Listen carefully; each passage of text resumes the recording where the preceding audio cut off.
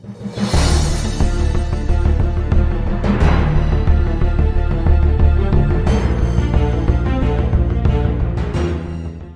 afternoon, Cubes of the Cash. Gary B, the Casual Comic Guy here, and today, guys, we're here with another retro cover rewind episode. And today, we're going to highlight the 10-issue series Conan the Savage. Now, the thing with Conan the Savage is it was released after the Savage Sword of Conan, and this was supposed to be the new magazine carrying the magazine format legacy of Conan forward. But then, of course, Marvel ended up losing the license and went to Dark Horse. The rest is history. But we're going to highlight the covers here today because on Retro Cover Rewind, we're all about looking at that cover art that we saw on the shelves that drew us into these books to hopefully fantastic stories that led us on great adventures. But without further ado, it's going to be a really short video. There's only 10 of these, and we're just going to have fun. We're going to look at these fantastic covers and by great artists. All right, so first up, we have issue 1, of course, and this was a Simon Bisley cover. What a way to start it out, right? Great cover, Jazzy and Conan looking savage, just like the title, and great gritty feel to this painting, and it just looks great. And I don't know, what a classic one. So there we go. First up, that was Simon Bisley. Second up, another guy that did some Conan art here and there, especially in the graphic novels that Marvel put out, and we're talking about Doug Beatman. So again, just nothing but mood, texture. You can almost feel this one. Great reds on it. Conan, of course, looking weathered, looking savage. Just finished a fight. Still ready to go. Great cover. Again, Doug Beatman. All right, next up. This is a fun one. You have Conan fighting side by side with another warrior. This is Chris Moeller on the cover. And just a lot of fun. A great beast. And lots of action, and just the classic formula. Conan, another warrior next to him, a woman warrior, and a beast to fight. Can't go wrong. All right, great job, Chris Moeller. All right, next up. Now this one was part of 3 different issues. This was the only part of the 3 issues that was in magazine format. Covered by Vince Evans, and this is Conan fighting Rune, and there was 2 different comics that this was a part of, and all those stories blended in together. So we had to have all 3 to get the whole tale. But great issue, pretty savage, pretty deadly, and a great cover by Vince Evans. All right, next up we have a Don Brereton cover, and this one's cool. Conan's sensing some sort of danger. We can see it behind him. Conan's starting to feel it, but looking just absolutely ready to go, and great cover by Dan Brereton. And I like this one, and he's got that death grip on the sword, and whatever messes with him is going to be rightfully sorry. Okay, next up we have Tim and Greg Hildebrandt.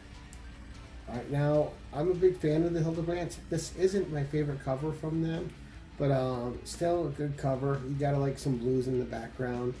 And Conan just riding into battle, riding into a fight, ready to go as always at a moment's notice.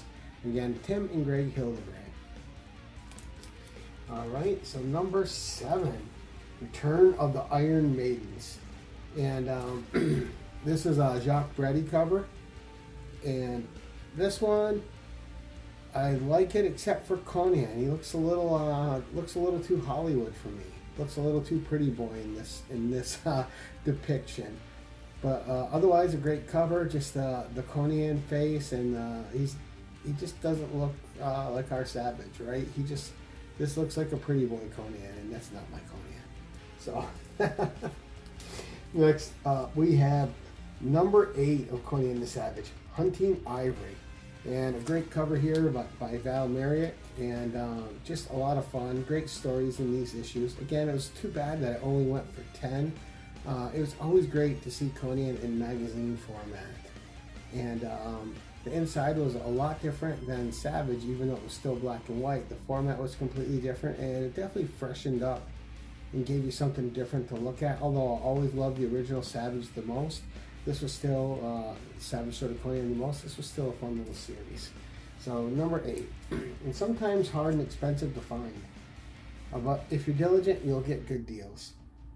All right, number 9, Conan the Savage. This is a Tom Grinberg cover, and just battling with the beast. You got a maiden down here, and just again, good use of yellows. I like the colors on this one.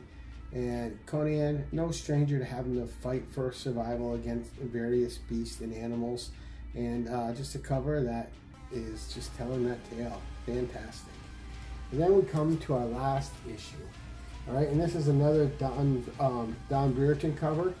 And again, you got Conan just surrounded by the Walking Dead. You got him with a knife and a sword, ready to do battle. And if he's going to go down, he's going to take as many of them with him as he can, because that is his way.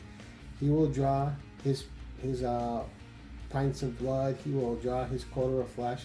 He will make whoever's killing him pay the price. And like I said, he'll take as many down with him as he can. So great cover. Nice cover to end it with. Unfortunately, this was the last issue of the series, but it was a super fun series. Definitely was something the 90s didn't deserve, because 90s was so full of cheese. This was great, and had some really cool stories in it. Had some really cool new ideas from new writers and new artists. Sometimes it worked great, sometimes it was good, sometimes it was a little less than good, but their hearts were all in the right place. And again, a short-lived but fun 10-issue series. But that's it for this week, guys. Hopefully you enjoyed that retro cover rewind, and until next time, keep it casual.